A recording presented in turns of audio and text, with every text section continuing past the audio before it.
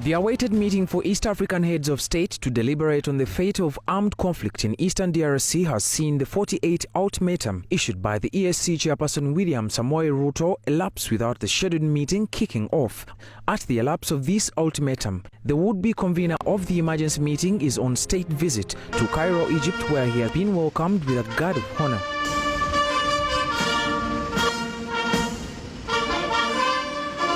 As Ruto enjoys the presidential guest treatment in Cairo, his counterpart Yoweri Kaguta Museveni has spent much of his time monitoring PDM performance in Lagos region. This has been backed by the lack of expression from Kinshasa and Kigali heads over the matter, with DRC's Tshisekedi not interested in the meeting. To analysts, the absence of this meeting is not a surprise as it was expected. Responses from the heads of state. Tanzania were busy with their own meetings. Rwanda is staying put.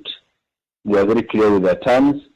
And then Uganda, this is found us with also other programs and priorities. So I think it is the response from the various heads of state that has caused that. Maybe they have agreed on another date other than today. As the fracas in DRC continue to mount, Uganda's Shadow Minister for Foreign Affairs Mwada Nkunyenje has called for swift intervention by both Ugandan government and the DRC for Ugandans stranded in the middle of DRC conflict. The developments in the Democratic Republic of Congo and the security situation as reported is concerning, and we join all voices that call for urgent diplomatic and peaceful resolution.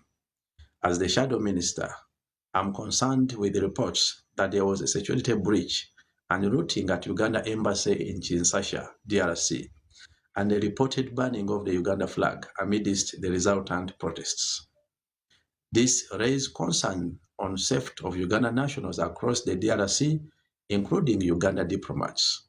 I urge Uganda government through the Foreign Affairs Ministry to urgently explore all available diplomatic measures to negotiate for safe passage and security for all Ugandans, including diplomats trapped within Democratic Republic of Congo borders amidst the ongoing armed conflict. Despite the concerns, the absence of the EAC chairman to preside over the EAC heads of state emergency meeting leaves so many questions unanswered as to what the future holds for DRC conflict.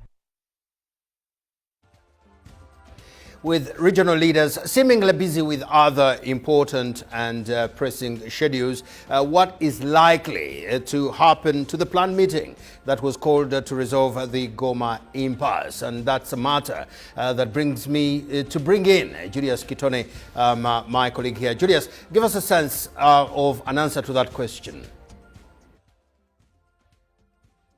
President William Ruto's visit to Cairo at a time when Goma is under attack has raised so many questions as to when he will convene the East African Heads of State Summit to address the Goma question.